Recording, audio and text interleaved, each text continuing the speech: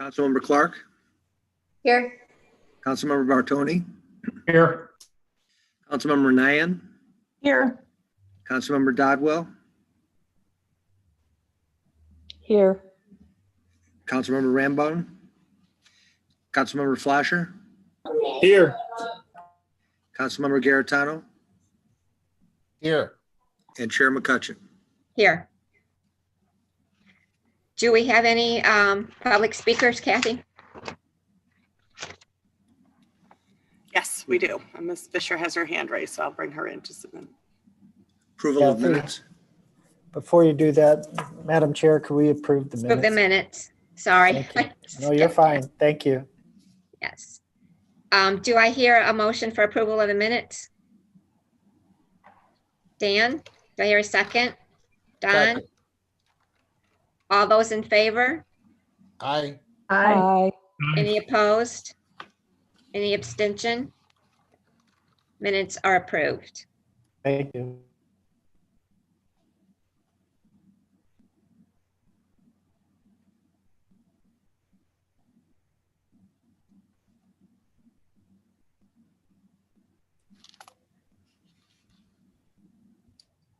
Ms. Madam Fisher, I Chair. believe the floor is yours. Oh, she's Thank you, sorry. It's okay. Happy holidays, everybody, and thanks for letting us know about this meeting. I'll try to be brief. Our stance has not changed since the last meeting in November. We're still completely opposed to, by the way, I'm Nancy Fisher at 2066 Wild Horse Creek Road. You probably all know me by now, but in case there's anybody new. Our stance hasn't changed. We're completely opposed to the proposal to restore the allowable permitted uses at the Liz Fish business that's up for discussion again this evening. Just to clear up any confusion or misunderstanding, this in no way means we have any desire to put Mr. Lisk out of business. We're simply asking, as we have in the past, that the noise be mitigated so it cannot be heard from our property. As you all know by now, Dr. Thunder, at a significant cost to the city, proposed what appears to be a very workable solution, but one that we have yet to see fully implemented. We are fully in favor of maintaining the current daytime and nighttime hours, as well as redefining the general nighttime ambient background level of noise to the reduced level that is in accordance with the ANSI 12.9 level in Joe's documentation. After 8 long years, it's still difficult to understand how what started as a permit for a water feature has morphed into a full-blown aquaculture business in the middle of a residential area that causes 24 hours a day, 7 days a week, 365 days a year disturbance. And more importantly, how this business is possibly going to have various rights restored when the neighbors that have lived in the surrounding area for over 20 years seemingly are not having any rights restored to return our neighborhood to what we thought we were buying into when we moved to Wildwood. Our 3 questions tonight are the same as they've been for nearly a year now since Dr. Thunder's visit, and with all due respect, I feel we deserve some actual answers. The questions are, if the current slight reduction is in noise, which we are admitting there has been a slight reduction, is most likely temporary as we believe, what happens when the motors are once again turned up or on and the noise returns as loud or nonstop as it's been for the past 8 years? If in fact the city has ever told at some point that the motors have all been replaced, will Dr. Thunder be re-engaged to come out and confirm that this has in fact taken place, since he has the one of the knowledge of the old and the new motor models? And lastly, this is somewhat possibly not answerable, but I'm asking it anyway. If the motors someday are actually replaced and one or more of them fails, what assurance do we have at that point that they won't be replaced with yet a different model that again makes continuous noise? Again, we believe and hope that we can get some answers to these questions after 8 years, during which time and again solutions have been proposed, promises made, but minimal changes have occurred. Thank you for listening. Thank you, Ms. Fisher. Kathy, is there anyone else? Yes. Just one second.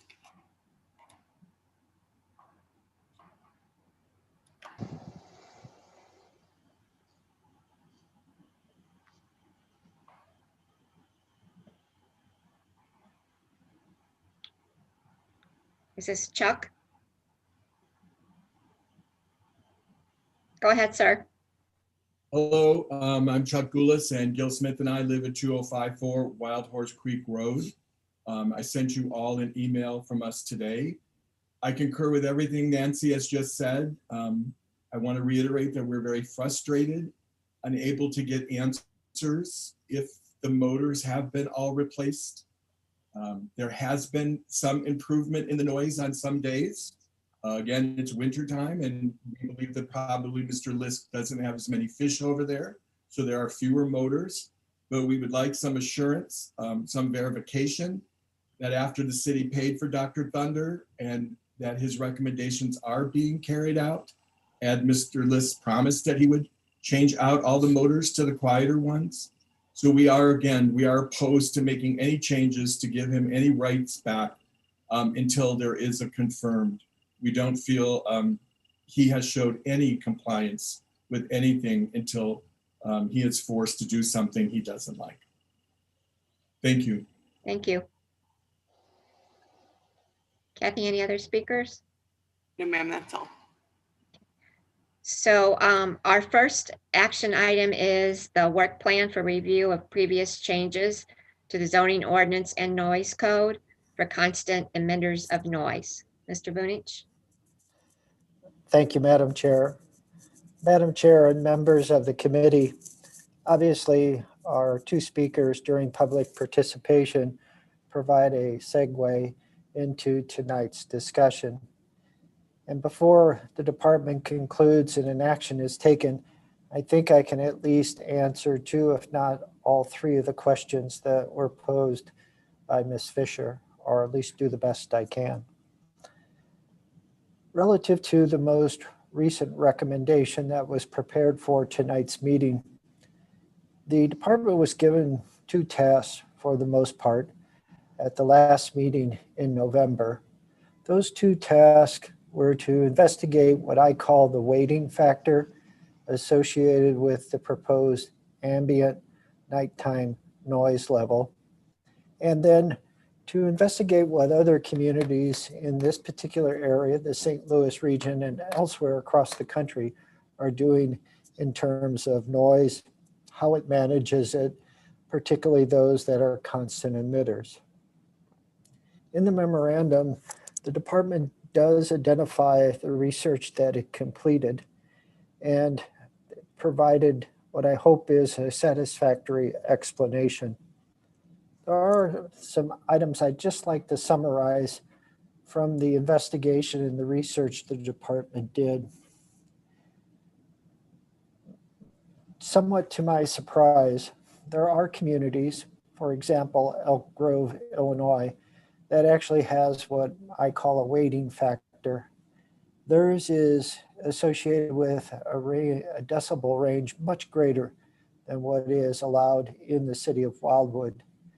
For example, a 60 decibel level for residential areas has a 5 decibel weighting factor associated with it. As the sound increases, that decibel level is reduced to 3 and then 1.5. In San Diego, it was nice to see that they treat the nighttime, which they define from 10 p.m. to 7 a.m. at a 40 decibel level. So somewhat consistent with what is being proposed for our rural areas here in the city of Wildwood. In investigating communities that I think have similar development patterns or what I would consider as closely as mirrored by Wildwood, for example, Town and Country and Frontenac, they almost had identical ordinances, and their nighttime level, which ranged from 10 p.m. to 7:30 a.m., was actually 55 decibels. So substantially more than what is being proposed in terms of the ambient level, and 5 decibels greater than what the city of Wildwood currently has for its nighttime standard. And again, remember our nighttime hours are 7 p.m. to 7 a.m. I think the research, generally speaking, indicated that the noise code that was inherited, so to speak, from St. Louis County actually is pretty extensive and pretty comprehensive, and actually does take into account, I think, many of the items that would create concerns and have created issues in the past 25 years. It's a good foundation or a good base to begin from. I believe the items that are missing are the items that we have been discussing. Tonight, there are 3 items that are up for consideration. Again, the nighttime ambient noise level, which includes the weighting factor, retaining the 7 p.m. to 7 a.m. timeframe for nighttime hour consideration. And then finally, restoring the uses to the Lisk property or others that would have similar circumstances in the non-urban resident district.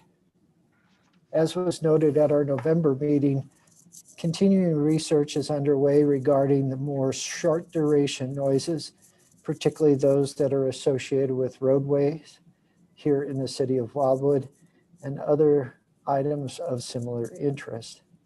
But tonight, the department is bringing to you 3 items for consideration. And as I've mentioned, there is, I think, a basis for a weighting factor that allows the city, from an enforcement perspective, to take in individual characteristics of the site and the surrounding development pattern. And the department is more convinced than ever that an ambient nighttime noise level is an approach that I think is worth exploring, implementing, and then obviously over the course of time, verifying if successful or not. So probably to some with maybe disappointment, the department is not recommending any changes at this time relative to the items that were presented to you a month ago, but that now is based upon further research as directed by the committee. And with that, I'll conclude the short presentation of the department, and both Ms. Arnett, Mr. Cruz, and I are available for any comments or questions. And if Mr. Cross would like to assist, he certainly can have the floor as well. So thank you. Comments? Ms. Clark?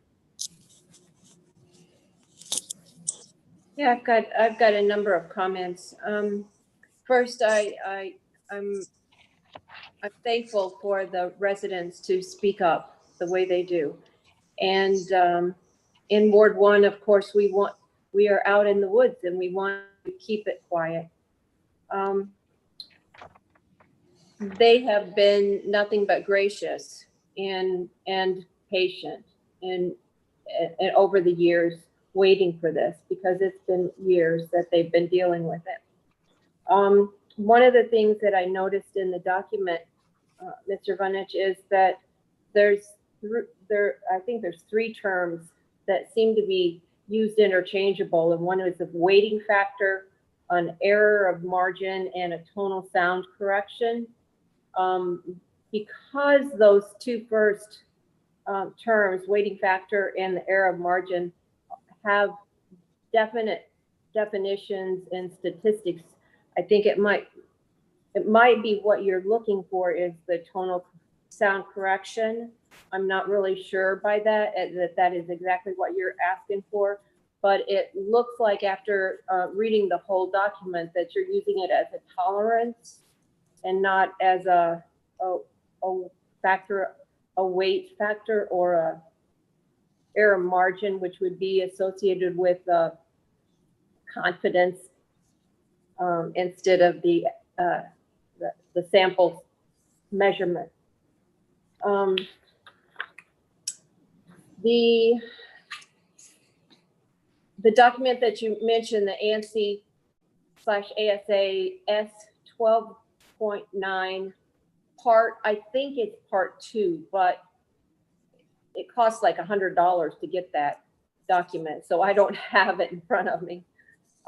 Is there a way we can read that document to see exactly what it's saying? Yes, ma'am. With the permission of the interim city administrator, we have available funds to make the purchase if you'd like. I just thought maybe we have it without purchase. We don't have that document without purchasing it. Now, in this particular instance, I've depended on Dr. Thunder's information that was provided as part of his visit to the city of Wildwood. Yeah, I was just interested in the 3% that you talk about in the document of a 3% that's associated with 39 decibels proposed level of either loudness or intensity. I'm assuming you're talking about the loudness, and loudness is more of the subjective measurement, and intensity is the measurement of the power that's associated with a noise, and that's more of an objective. So I'm just a little confused of the 3% of what and how we got to the 3%. Now, if it's 3% plus or minus, you would say 37.8 to 40.2, or is it, as I read in the document from last week, that it's on the high side, so it would only be 39 to 40.2? Well, to try to address your questions with the permission of the chair, I think in terms of my terminology of weighting factor, I think it is more of a correction. The rationale behind the correction is as follows. The boundary between many non-urban NU non-urban resident district properties and other properties that are not zoned such can be very abrupt. For example, we have a number of properties in the Wildwood portion of Chesterfield Valley that abut industrial zone properties. And so from that perspective, to try to basically engage a single standard without, let's say, a correction factor, I think would be doing an injustice to both parties, the complainant and then the entity where the complaint has been made. So the attempt here is to take into account the unique nature of the land use pattern that is part of Wildwood, where we have non-urban resident district zone properties abutting industrial, commercial, and then higher density residential areas. Then factor in our streets, the airport down in the Chesterfield Valley area, the interstate to the south, Route 100 through the middle of the city. I think it's appropriate to provide some type of correction on the high side to address those characteristics so that from the perspective of the department, we have a fair standard. From the department's perspective as well, we understand that the issue of noise is complicated. I've learned that more and more as I've done greater research. But truly the intent here with all of this is to protect the rural areas of Wildwood from intrusions like we've experienced here with the aquaculture operation. I think anything we can do to set a standard, and that standard will only be borne out in time if it's successful or not by the experiences we have once it's implemented, if implemented. So I guess what I'm saying is, your point is, it is a correction factor. It's on the high side, and it's intended to try to basically create a fair enforcement tool relative to the ambient level of noise at nighttime. Okay, yeah, I still would be very interested to see how ANSI addresses those extra noises in the document, and if it even was higher, because if I'm not mistaken, there's a limit of the tonal noise correction of 6 decibels. So 0 to 6 decibels, we could even have more in that, but I'd just be curious of what they said. To continue, the daytime hours too. Are we going to address daytime hours? Because, you know, our residents are experiencing that noise problem in the daytime hours as well, when they're outside enjoying the weather or their family or friends, they are having to deal with that noise. And I don't see that in the document, and I might have just missed it, but I've read it a few times. As well, is there a way to take and just present this as a document without talking about the number 2, and take the second one that you have on page 4, the restore permitted use rights? Because for some reason I feel like that doesn't fit with the entire the changes that we're making. It's more directed to the one situation that we have in the city, and that makes it really hard to vote one way or another on this. If we didn't have this in here, it would be a lot easier to, yes, of course, we want to make it where it's quieter in the city, but this is a catching point. Well, to answer your first question, the department did not investigate nor is recommending any reduction in the daytime ambient level of noise. From the research, again, that was completed by the department, the 55 decibel level that is in place in the noise code now is one of the more restrictive that I found, not only across the St. Louis region, but elsewhere across the country.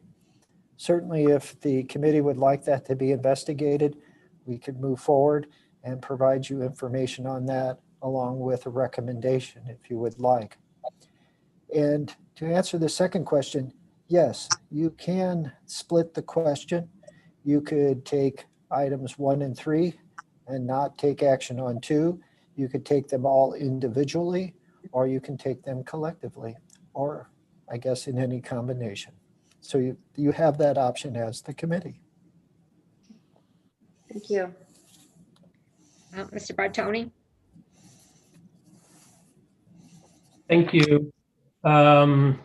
So I want to first of all thank all the public speakers. One thing that, regardless if this is the topic or we have a different topic, is our residents give us something else to think about and educate ourselves. So thank you for your participation. The one thing I want to avoid here is to put ourselves in another stumbling block that you know, the city will need to change in the future. The fact, and I'm kind of getting, you know, I don't think it's a little ironic, I think, that we're talking about handing somebody back their rights. We're talking about their rights. They have the right to this, and the city took it away from them. And there's a lot of people that don't think we legally did that.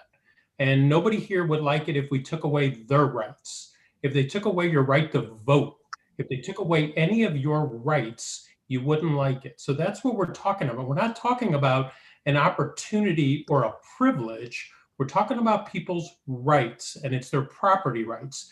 Now, I get it. There are residents that are bordering these properties, and they have their rights also. But we can't take away one person's rights at any time to appease somebody else. And it was mentioned tonight a couple times that this is a residential area, but it's not a rural area. It has rural characteristics, but it's residential. And you know, we can still try to figure out how to make a happy medium for everybody. And the reason we know it's residential is because every time that we try to get some funding from the federal or state level for internet, they tell us we're in a residential market. So you can't be in a residential market in 1 minute and then the next minute say you're in a rural market. This is St. Louis County. It has very unique characteristics, and we have to address those characteristics, but it's not a rural market. And it's been mentioned tonight a couple of times that it is a residential area. So Joe, the one thing that I want to kind of get clarification on what you said earlier was like no changes. Are you recommending that we wait until you get the rest of your research done to move forward on this today? Or just clarify what you said earlier for me, please. Originally, when the committee began the analysis of the noise code and the components of the zoning ordinance associated with the same, the committee identified 6 items that they wanted to consider. And tonight, the department is presenting 3 of those 6 items for consideration and action. What would remain thereafter would relate more toward let me find it here real quickly,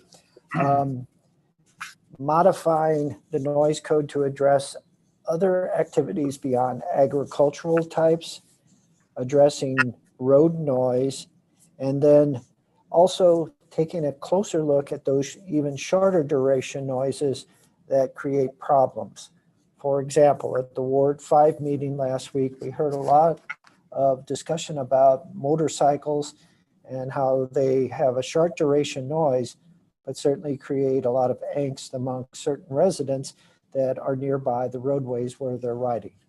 So there's 3 tonight that are ready for action, and there'll be 3 that will be brought back to you in early 2021. Okay, thanks for clarifying that for me. So Yes, sir. the one thing that I'm, very hesitant about with this is that 39 number, and it's low. And do we know how many properties, just residential properties, whether they're commercial or residential, within all of the NU districts, we're talking hundreds and hundreds of pieces of property, how many of them would not be in compliance if we change this number? It's a very good question, and it's a very difficult question to respond to, but I will do my best to give you the perspective the department had as it looked at the potential numbers. First and foremost, the number comes from a well-regarded National Standards Institute. So it's ANSI, the American National Standards Institute.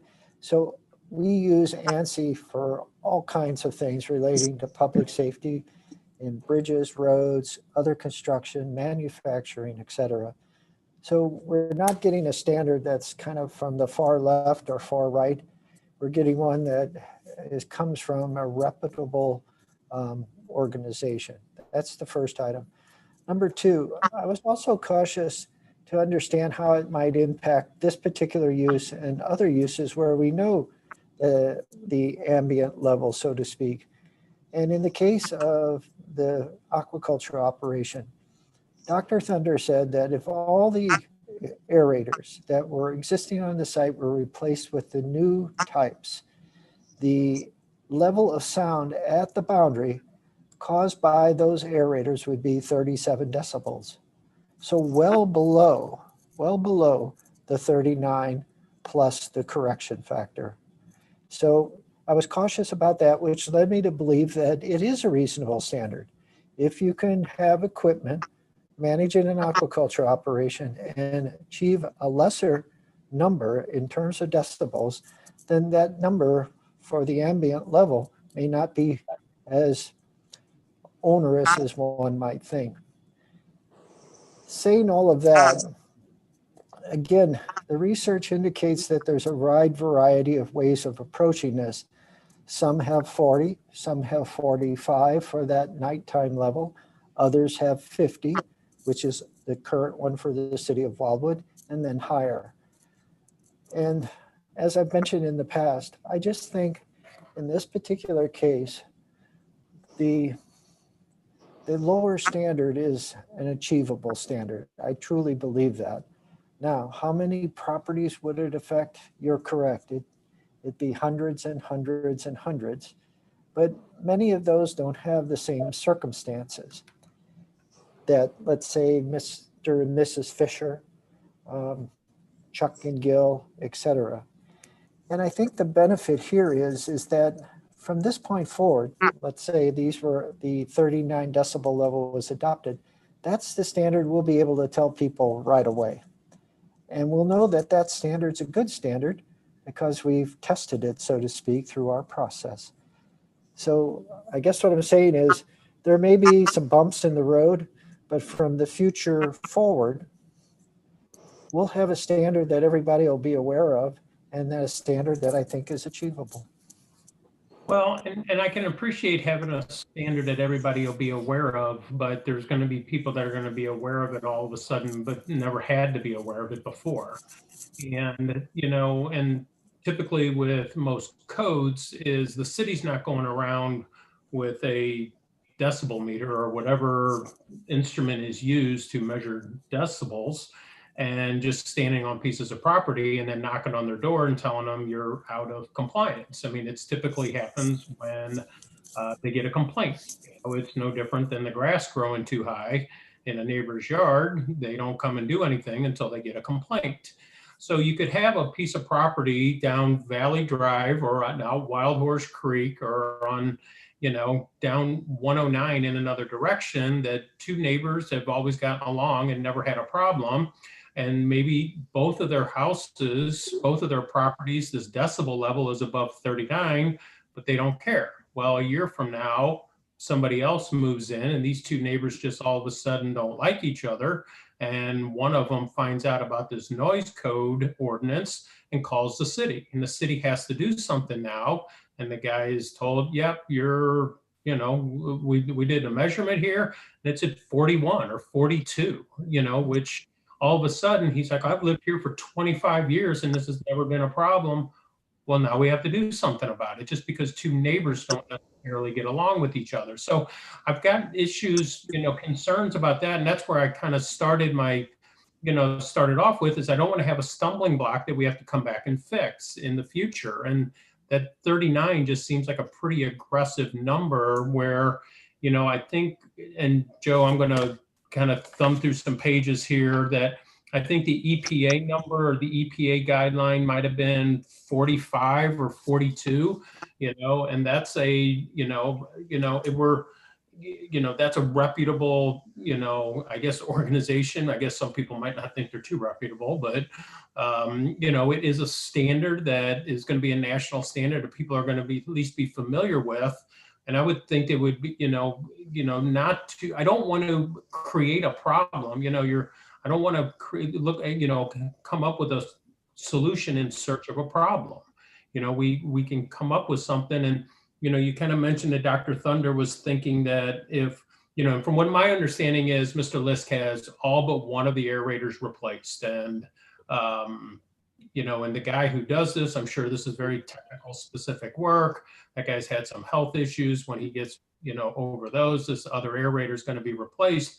But does Dr. Thunder have a report that says, yeah, this is going to be this 37 or 38 number? Or is that a guesstimate? Because what if he replaces this and, okay, I did everything. Sorry, the number's 41. Well, sorry, we came up when we landed at 39. I mean, do we go back to Dr. Thunder and say, hey, what'd you do? Now you should come to the Department of Planning and say what you do. Well, and That's the source. The one thing that was also said, you know, earlier is, this is the biggest onion I've ever dealt with. You know, it's like every time you're peeling something, you're learning something else. And, you know, Councilmember Clark brought up a good point, you know, earlier when she said, and she way more knowledgeable about this than I am. She was already talking about things I had no idea. She might as well have been speaking Chinese to me, you know. But the one thing that I would think that, you know, we are talking about somebody's livelihood here, or potentially talking about somebody's livelihood here. And I think for our responsibility as council members and on this committee has always been to, that there's nothing that we do more important in this position than vote. That is what we are elected to do, is to vote on something. And I think our due diligence, regardless of what the topic is what's most important. And I agree. I was going to also ask what Councilmember Clark has already requested, is to get a copy of this, ANSI 12.9 document. I don't know. I'm praying to God it's not a 300-page document, but if it is, I mean, it's important that we do our due diligence and understand what that means, and before we vote on this. So I'll actually make the motion that we postpone this until we get to that document and we've had time to read that and understand exactly what we are voting on. But Joe, I got one more question for you also. The equipment that measures the decibel, I'm sure that piece of equipment has a name, or maybe it's just decibel meter or whatever. So the little homework that I have done is the variance on that is plus or minus 2 decibels. Does that sound right? I think it varies on the quality of the equipment, but the one that was purchased by the city many years ago, I believe that's the plus or minus factor. I'd have to pull the book out and take a look. Okay. That being said, I don't know if we've got the least expensive piece of equipment or the most advanced piece of technology, but I would just also look for some consistency, that if that piece of equipment has a plus or minus ratio of 2 decibels, how would we be able to measure 3%, which is going to be considerably less? I think there's a manner to do that measurement, and certainly I won't go through it all tonight, but I do want to respond just to a couple of points, Mr. Bartoni. There is a risk here. A 39 decibel level is not necessarily an easy level to achieve. But again, the department feels strongly from past studies that were conducted by McClure Engineering and others that decibel level will generally be found across the rural, or let's say the non-urban zoned areas of the city. But there is a risk. I wouldn't want you all to leave tonight's meeting and think, that sounds pretty reasonable.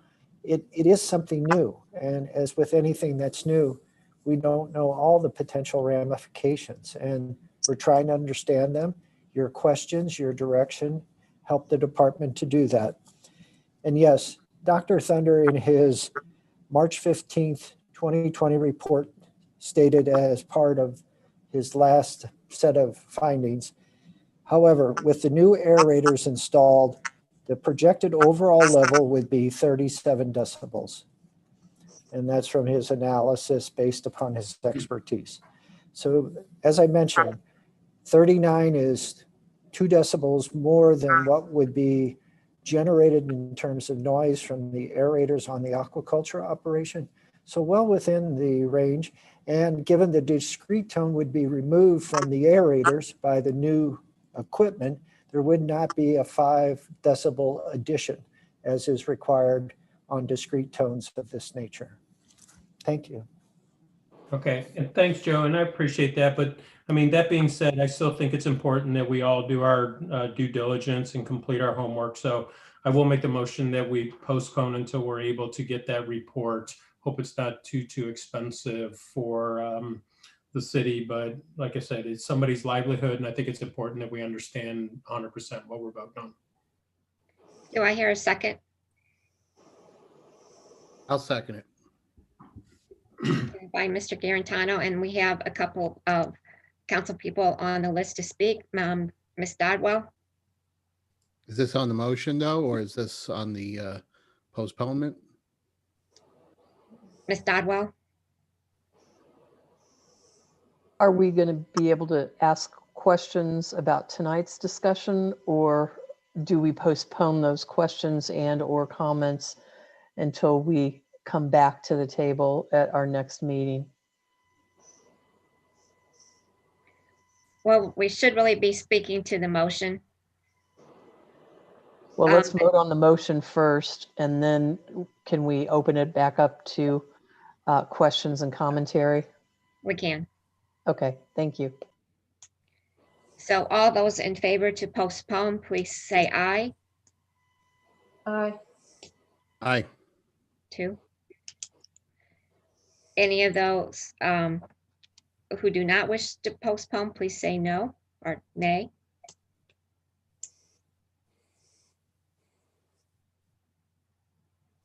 Joe, you're muted. Thank you. Can we do a roll call, please? It's kind of hard to Sure, see hands, if you Sure. don't mind. Thank you. that's fine. Councilmember Clark, Yes. Councilmember Bartoni, Yes to postpone. Councilmember Nyan, Yes, I just want to clarify, my computer froze, so I missed that last part. Are we voting to postpone, correct? yes, ma'am. Okay, yes. Councilmember Dodwell, Yes. Councilmember Flasher, Yes. Councilmember Garitano, Yes. Chair McCutcheon. Yes. Thank you. So the motion passes. And Ms. Dodwell, did you want to make a comment regarding this matter? Well, I just guess I wanted to make sure that we keep two things separate here, because I think some of the activities that have gone on at the specific site that was commented upon today by our residents, as long as I've been on council, I've gotten to hear, and as Mary had indicated, it's been 8 years of working with Mr. Lisk to try to get a resolution. So I do not want to lose sight of the ability to finish out the concerns by the residents in the area. What processes can or will we take to ensure that Mr. Lisk is following all sound mitigation issues as required to date? And what kind of report will we be providing to the residents indicating that through the funds that we have expended in taxpayer dollars to obtain expertise, that this is the current status, and these are the steps we're taking to ensure that Mr. Lisk either fixes the problem or he's in compliance at this date. And we will come back to further compliance once we issue a new update to our ordinance. I guess I'm just trying to understand, we need to be doing something to address what the residents around the area have been complaining about now for 8 years, guys. And Ms. Dodwell, with the permission of the chair, I just want to mention again that we have tried as a city to address this in many different ways, from as simple as having the 2 council persons that represented this particular ward meet with Mr. Lisk multiple times to help with solutions, to actually doing 2 different sound studies by McClure Engineering out at the property. And if the sound studies hadn't come back indicative of a compliant level of noise, then there would have been other steps taken to address it from an enforcement standpoint. I believe that there are needed changes to the noise code to get us to that finish line, so to speak. Okay. And obviously, I've got to find the right information so you feel comfortable as a group, the committee, to basically make those changes. Because if it happened once with an aquaculture operation in this setting, it could happen again, maybe not aquaculture, but something else. And we want to try to avoid, I think. So thank you. Okay. I'm sorry, Katie, go ahead. Thank you, Mr. Vunich. I just want to make sure we keep our eye on the goal here and don't let this go on too long. We need to come to some kind of conclusion to these residents' concerns as best as we can as a city. and within legal processes that are easily enforceable. Councilmember Clark? Thank you.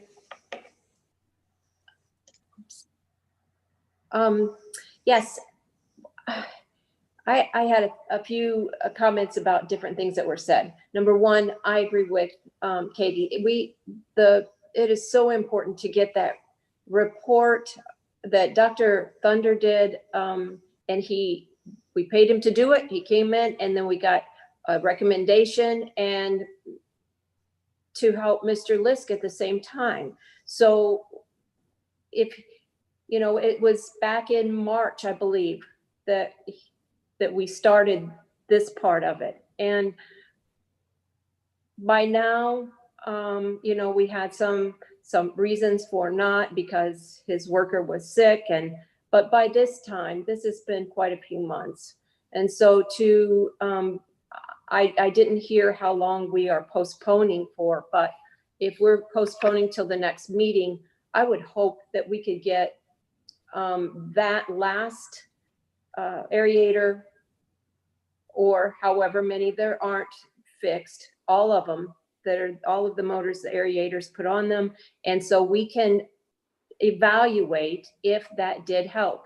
And of course, it's not 100% because there's so many variables involved. There's the people putting it in could have done it wrong, or the equipment could be failing, or something could not be working right. So yeah, there's a possibility it won't be as Dr. Thunder has theorized.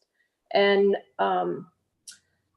there's variables in just taking those readings. Wind and temperature and atmospheric pressure affects the way we hear a sound. So if that's happening, if there's wind in the air, it will actually blow that sound wave in a different direction or dissipate it. So we need to make sure that when we go out and take those readings, if we do it as the city, that we log in also all of the variables that are involved in that, so that the next time we know what we're comparing it to.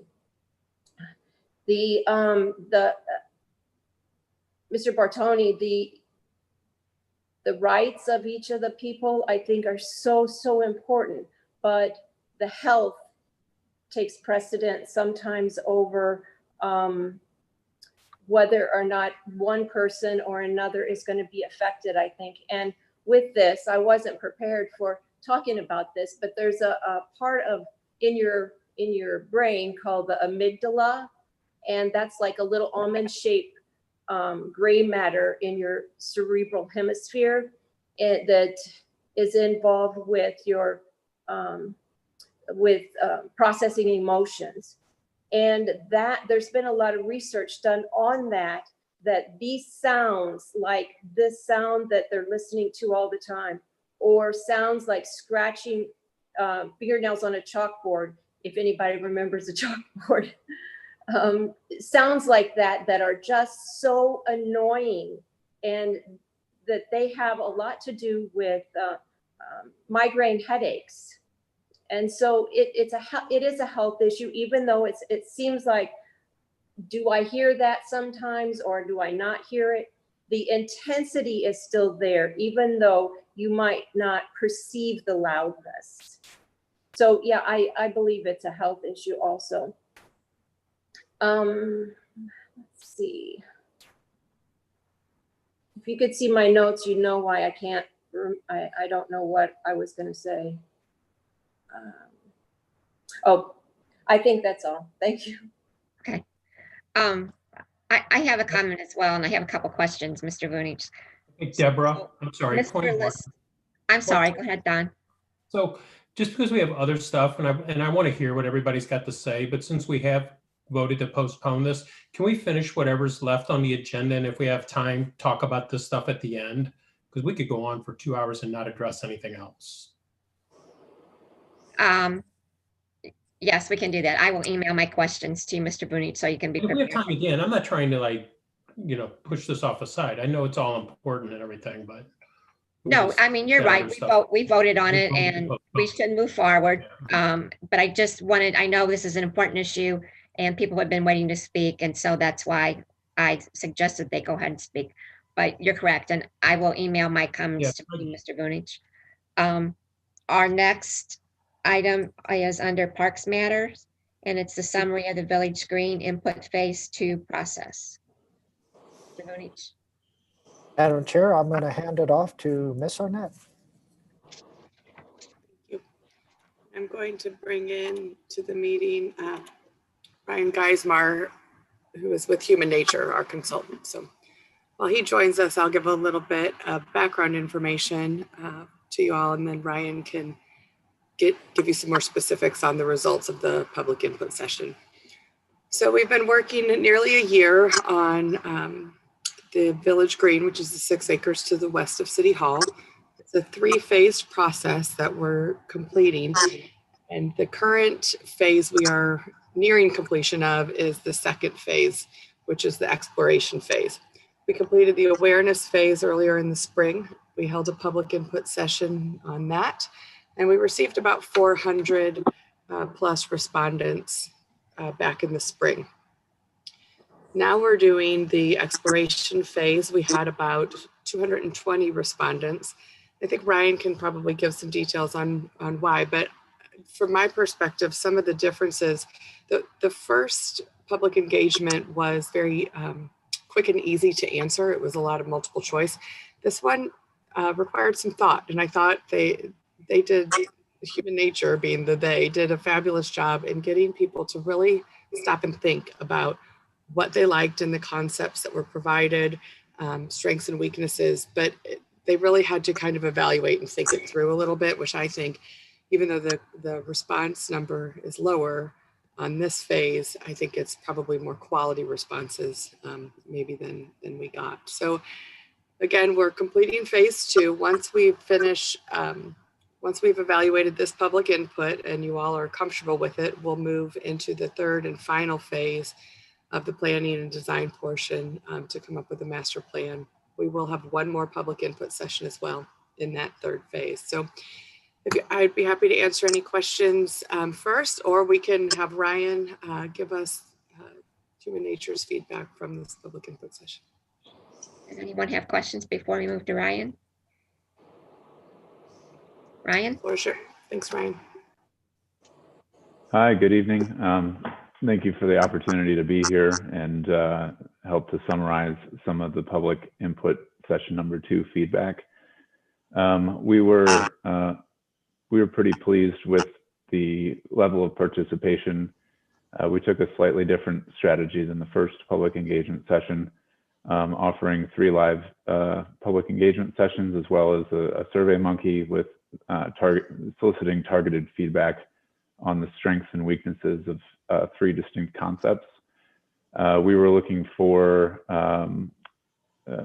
specific feedback on about 10 different design factors, and these factors relate to kind of the framework or organizing framework of the park, what we were calling the form language, so how it looked, the location and orientation of key features like the pavilion.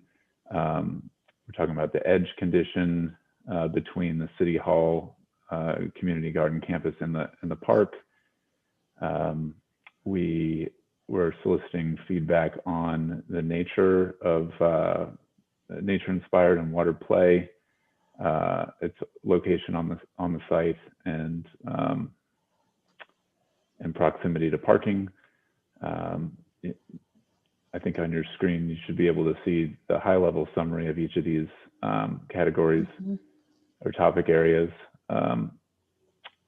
And largely what we gathered is that despite there being about 57% of the participants being new to this round of feedback, it largely corroborated the direction that was kind of set in the first feedback session, which seems to be kind of representative of of this balanced approach to providing sort of a community living room in relation to the town center while preserving kind of the wild character of Wildwood. So focusing on tree preservation, quality green space, passive quiet space that is kind of congruent with neighboring land uses, and again balanced with having a community gathering space that could support different events programmed throughout the year,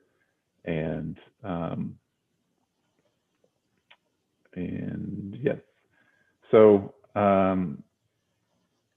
mean, I can go through this in greater detail. I'm not sure what would be most useful for you.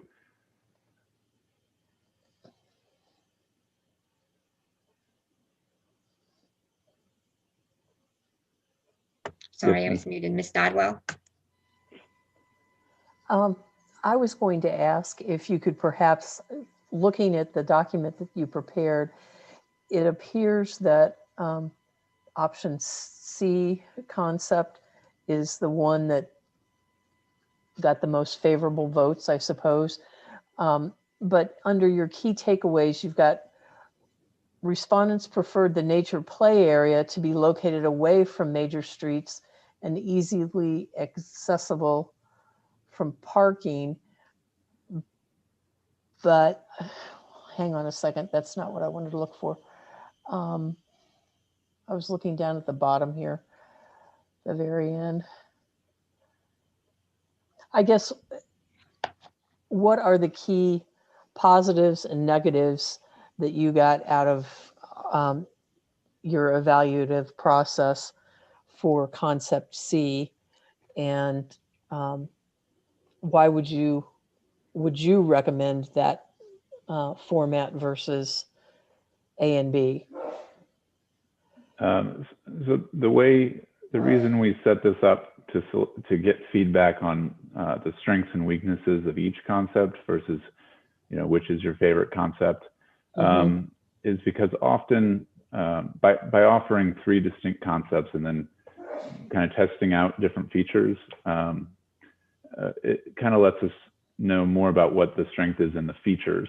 And so there's often a hybrid approach that will emerge from this. And so we'll be able to take, kind of what works best in concepts A, concepts B, and concept C, and then kind of synthesize those into a concept that really addresses the community feedback and the program and the direction of the steering committee most effectively. So C seemed to resonate really well, and there's certainly elements of that should carry forward. But there were also some kind of gifts, as I was trying to frame it. Each concept offers a gift from A and B that should also carry forward. And so each of those provides kind of data points for the committee and for us as a design team to be able to make informed decisions about what effectively meets the community needs and desires, as well as kind of program goals. Okay, and I had one more question. I know we've talked about having our concert nights at potentially this Village Green. How, as far as capacity for a stage, and out of 35,000 residents, about 500 or 600 residents usually come to those events, maybe a little bit less. Will those fit into these designs? So each concept was designed to accommodate an approximate capacity of 3,500 people for an event.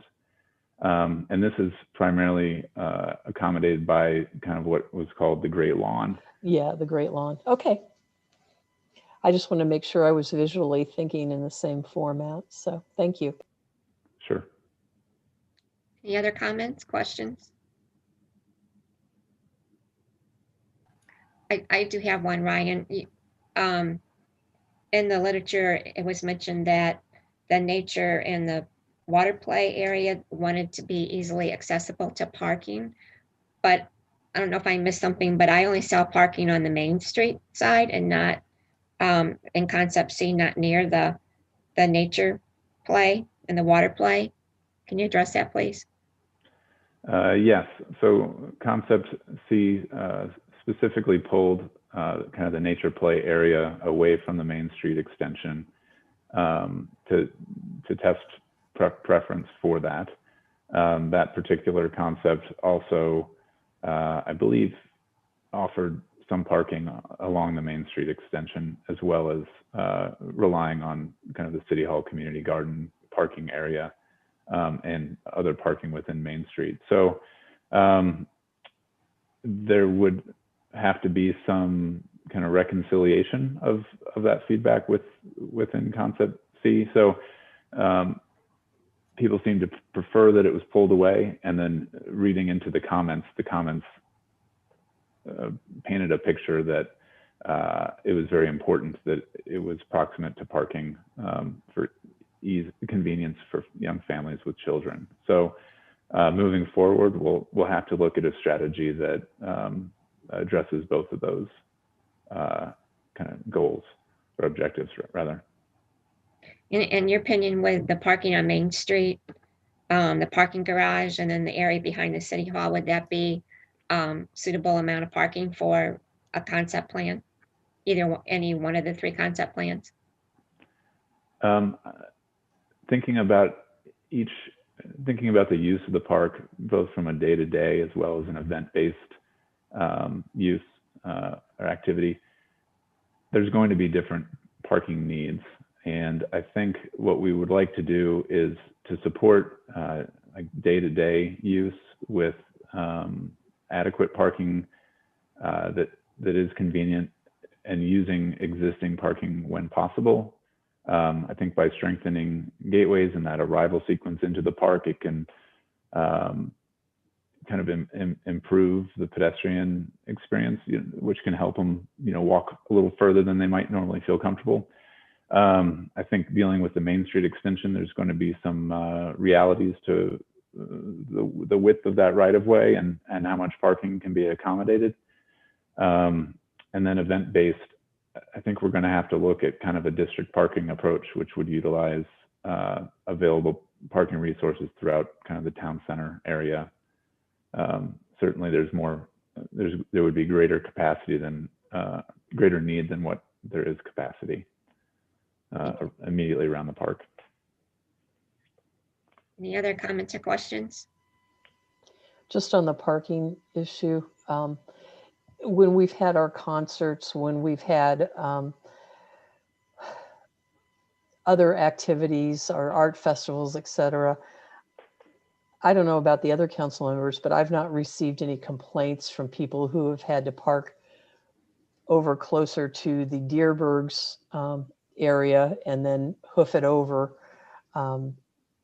I think, as Ryan was mentioning, we want to make it a walkable experience for our kids and our families. And I think putting too much parking into this space, I want to make sure we utilize all of the space for the green space and whatever parking we have available in other areas, other than where we've placed some handicap parking to make it accessible for those individuals.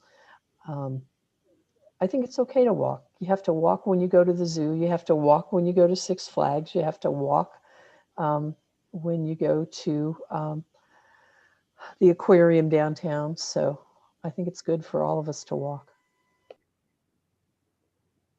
Councilmember Bartoni? Thank you. And Brian, I think you and your company, I think the surveys have been fantastic. And then the way you summarize them and the reports are really nice also. One question for you, and maybe I'm just missing something that's really obvious, but let's just go to page 6. And this is the concept A overview. It's like the third line, you've got answered 129/180 and skip 46/97. I know 226 people took this, and I can see the second numbers adding up, but like, what, I don't know what those numbers mean. What the 129 out of 100, what do those mean? Kathy, would you be able to pull that up on the shared screen just so I can make sure that I'm responding to what Don's calling out?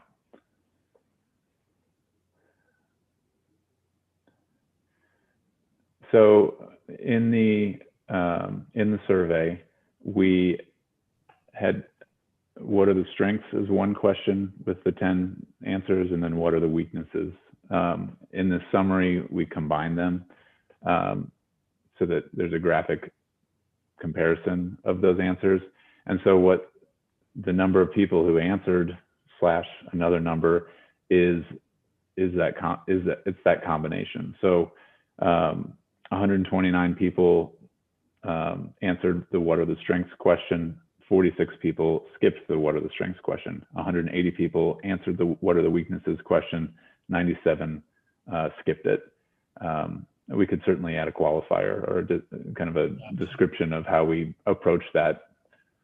I can see how that would be very confusing. Okay, I get it now. Thank you. Sure. Any other comments? Questions? Madam Chair, first of all, I want to thank Ryan for, probably getting a little more education than he was expecting on aquaculture, but for sticking around with us and for helping us out tonight. As was noted, and I didn't do a very good job in explaining it in the beginning. So the entire purpose of this second round is we're working our way down the funnel. And so as we're at that midpoint in the funnel, we've taken all that initial feedback, and the concepts are going to be pieces to another puzzle. That this is why we're paying human nature. They're going to pick all of those elements out to develop our full concept plan. So we're not down there yet on final items. I think the parking was a key, just one kind of key element. And I think human nature did a great job in basically giving the three options that we discussed and separating them out so people could say if they liked angled parking, no parking, parallel parking. And I think as we looked and reviewed the results, it was very evident about people's opinions. And so they're able to craft a very solid conceptual master plan for us in phase 3 that we can then go for input again from the public. But they've really gotten the answers and then reasserted those answers through that second public input phase. So I just want to acknowledge that we've been pretty pleased and really think that this park, the Village Green, is heading into a great direction. So if you all are okay with what the feedback that we've gotten, we would like some direction so that we can start working into phase 3 with human nature. Do I hear a motion? Ms. Dodwell? I'll make the motion that we move to phase 3 ASAP. Ms. Fleischer, you're seconding the motion? Any discussion on the motion? I have a question for Kathy. Can you just, or maybe it's Ryan, can you just remind us all what phase 3 is and what's the time frame and everything for that? Sure. So this is where the magic happens. And so this is where all of that understanding, filling our cups with knowledge, understanding the people, the place, getting feedback on what works, what doesn't, comes together into kind of a preliminary site plan or concept plan. And so we will come back to you in a short amount of time with a version of that. And that last round of public input or stakeholder feedback will be to see, to share that and to see if we're missing anything so that we can tie a bow on it and hopefully use that as a way to implement kind of the first phase. And it's the vision phase, in case you were looking for the official name. Yes, round the 3. vision. This is where the vision occurs. And time-wise,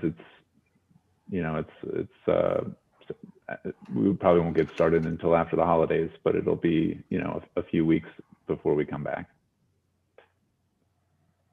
Mr. Cruz, would you like to read the motion again, please?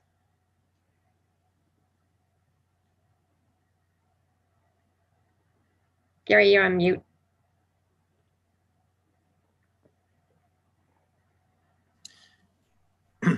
Motion to proceed to the phase 3 of the Village Green planning. All those in favor? Aye. Aye. Any opposed? Any abstain? Motion passes. Thank you all. Thank you, Ryan. Thank you. Have a great evening. You too. Our next item is Bluffview Park Grant, Ward 6. Thank you, Madam Chair. Madam Chair and members of the committee, back in the middle part of 2020, the department presented a resolution relating to a grant application relative to Bluffview Park.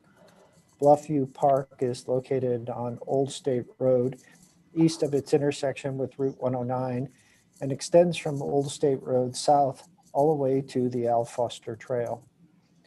The grant application was intended to allow the city to do enhancements, not expansion, but enhancements to the existing facility. To support those enhancements from a perspective of your understanding, the department provided you the concept plan that was developed, and then also the Gateway Off-Road Cyclist Plan for a system of new trails for mountain biking and etc. The grant application was submitted to the Municipal Park Grant Commission, and the grant was primarily prepared by Mr. Cruz. As part of the budgeting cycle through 2020, the item was identified from the onset and was retained until almost the last presentation of the budget to City Council. It was at that time there were reductions that were required, and ultimately $125,000 was moved from the Bluffview Park project to the Watershed Erosion Task Force. That left $75,000. The department contacted the Municipal Park Grant Commission to advise them that the matching grant amount was not available. In conversations with the executive director, he advised that park grant awards now go for 18 months and extensions can be granted. So with the $75,000, we have the money to proceed forward to design and engineering for a 2022 project. The grant was for $525,000, and that money will be available to the city for the design and engineering, and then a majority of the construction. Two major areas are identified I like to describe in Bluffview Park for this construction, and it's the area around the parking lot. The green space would be enhanced, and then a key element is to improve access to the bluff and to make the bluff a more inviting location for people to be able to see the Crescent area, the Merrimack River Valley, and miles to the south. One of the, I think, prime motivators for this addressing the bluff area is to make it also ADA accessible. And I think that's a good goal for the city of Wildwood. So tonight, the department is respectfully requesting authorization to begin the process of engaging the consulting community, seeking requests for qualifications, and then presenting that to the committee once we are received to discuss a potential consultant to begin this process sometime in 2021. If there are any questions, Mr. Cruz, Ms. Arnett, or I are available, and thank you. Any questions? Ms. Dodwell? I would just like to make a motion that we proceed forward. Do I hear a second? Mr. Bartoni? Any discussion on the motion? I just want to make a comment and just recognize Joe and your staff, Kathy, Greg, Gary, I'm sorry, and everybody. You guys are excellent at getting grants.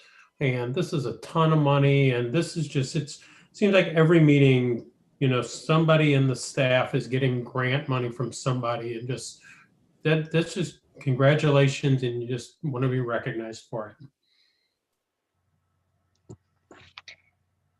it. Any other comments? All those on favor of the motion, please say aye. Aye. Aye. Any opposed? Any abstentions? Motion passes. Gary, you looked a little perplexed. Did you hear the motion? You got it? Okay. Joe, on that item, I just have a general information question. I know this is St. Louis County's park, basically, and that we contribute to it. So do you know off the top of your head how much St. Louis County contributes to the upkeep of the park? Or is it solely the responsibility of Wildwood? Solely the responsibility of the city of Wildwood under the lease agreement. The lease agreement is probably in its 5th year of a 25-year time frame, and then there's an option for another 25-year renewal. Would there be any perks if the city of Wildwood took over Bluffview Park?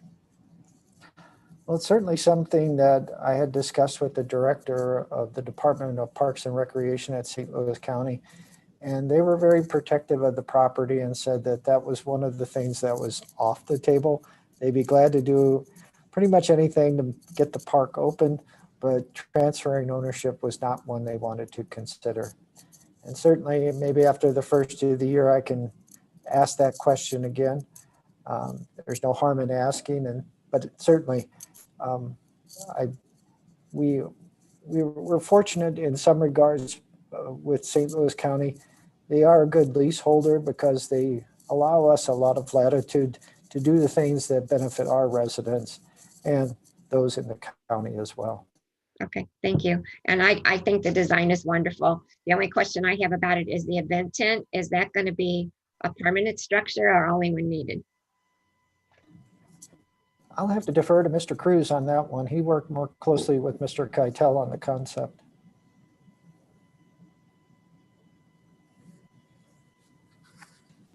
And all that's going to be there is a platform similar to the Al Foster Memorial Trail and a concrete pad so that we can put a tent up when we have an event or something like that. Okay, thank you. Thank you, Mr. Cruz. Our next item is the Farmers Market 2021 contract, all boards. Thank you, Madam Chair. And I'm also just added as a panelist, Natalie McAvoy, who is our Farmers Market Manager. So again, the department is recommending approval for the Farmers Market Manager contract. The contract runs January 1 to December 31st each year. Miss McAvoy, pardon me, has completed her role as manager for 3 years in a row. The market has seen considerable growth, lots of compliments, and has held steady and beyond when in a market when a lot of other markets have actually folded and gone under. So she's been a joy to work with for the department. We have our department does support the market relative to replacing any equipment that's necessary, doing any troubleshooting that happens on the weekend, and managing the farmers market social media Facebook page and some other things with that. So the proposal and what was approved in the budget last night by you all is to keep the funding the same. So it would be $20,000 for the farmers market this year. Again, 18 to the manager and 1,000 for equipment replacement and another 1,000 for memberships and other funding that may need to happen. So the department's recommendation is to approve the contract again with Ms. McAvoy as the farmers market manager for the 2021 season. And Joe, Gary, and myself be happy to answer any questions, or Ms. McAvoy. Ms. McAvoy, would you like to make a comment? I just want to say that I've really enjoyed running the program for the last 3 years with the support of people like Kathy, Joe, Gary, Travis. They've been wonderful with helping with Facebook and social media. And we've really expanded it, especially this past year. I mean, the attendance was fantastic. With COVID, everybody felt comfortable walking around. We spaced everything out according to the COVID requirements. So there was a lot of free open space, and the vendors, especially this year, were so happy because they did extremely well. So I think it's been a great success. People seem to be real happy with it, and the city's been very helpful and supportive with me on making it a successful program. And also, just to let you know that what we did last year, there's a Missouri magazine called Terran, and they did a review on farmers markets, and the #1 farmers market was Soulard, and #2 were tied, and it was Kirkwood and Wildwood. So I think we've done a great job, and the city's done a super job supporting and making it all happen. And I hope we can do it again this year. Mr. Bartoni? Sorry, hit the wrong button. Now I'll I make a see. motion that we move forward with Ms. McAvoy to run the farmer's market next year. She has done a fantastic job. And if you were around 4 years ago when it wasn't her, it's considerably better now. So thank you for your hard work, and I'm happy to make the motion. We move forward. Thank you. Mr. Fleischer? Yeah, I'll second that. I was going to make a motion, but Brian beat me to it, so I'll second. Okay, I do have one question related to the funding portion, which I'm not quite sure, but I don't think this portion was actually tied to the funding per se, but there is a vendor fee, reservation fee for no less than $20 per week. And then if they want additional space, it's an extra $10 per week. Where does that where does that funding go? What is it directed to? Ms. McAvoy, the vendor fees are paid to and retained by the manager. And what are the vendor fees specifically for? Yeah, the vendor fee is $25 for a spot. And what we were doing, we had to pay each week to have tents put up. And we've done a little advertising here and there. And that's kind of what we do with that 20. And it's $25, and everybody pretty much just gets one space. Okay, thank you for the clarification. Appreciate that. And I've only heard good comments about the market. And as Mr. Bartoni related, it is much better than it was several years ago. Thank you. So we do have a motion on the floor. All those in favor? Aye. Aye. Aye. Any opposed? Any abstained? Motion passes. Thank you all. Thank you, Natalie. Thank you. Our next item on our agenda is the update on virtual recreation programs and events. Kathy, do you want to make any comments regarding that? I'll make just a few quick ones. We have a few new programs that we're doing. We're doing the Letters to Santa, and don't ever question the power of social media, because we had about 100 and we posted on Facebook, and they sent out 300 letters, I think, this week. So, but that program is closed now and was a success.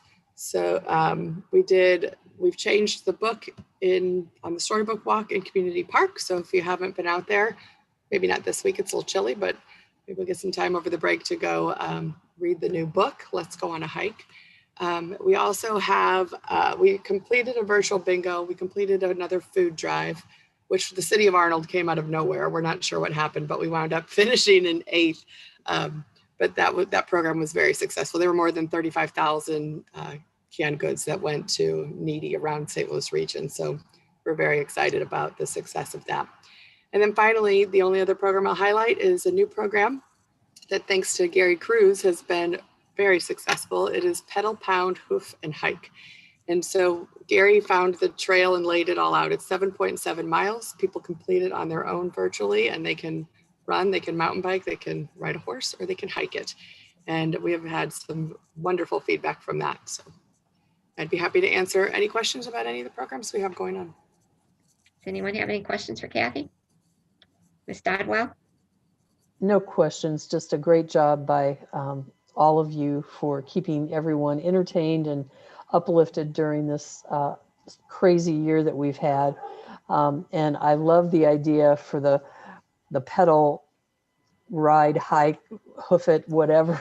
I can't remember the full acronym there, but That's a great idea, so that anybody from any genre of movement can get out there and stretch their legs in many ways. So you guys have come up with some great ideas this year. We're very lucky to have you all on staff. Very, very lucky.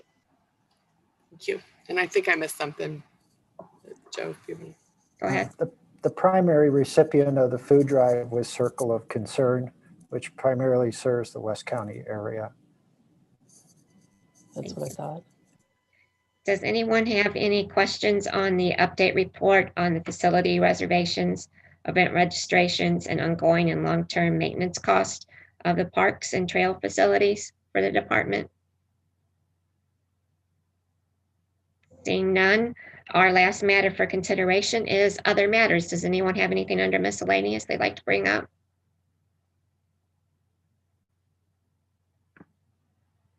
Do I hear a motion to adjourn by Ms. Stadwell? But I want to tell staff and everybody here on council that I want everyone to take the time over the next couple of weeks, sit back and enjoy and know that next year's going to be a little bit brighter, especially because we've got all these great people to work with. So just happy holidays to everybody. It's been a tough year, and we should all be proud of each other. Yeah, ditto. Happy holidays to everyone. We do appreciate every thing the department does for us. We greatly appreciate it, providing us information, keeping us on top of things, and as she said, entertaining our residents. Greatly appreciate that. We hope everybody gets some time to relax and be with your families. So Ms. Dodwell made the motion for adjournment. Do I hear a second? Second. Dan, all those in favor? Aye. Aye. Aye. Any opposed? Any abstained? Motion passes. The meeting is adjourned. Thank you, everyone. Happy holidays, Merry- everybody.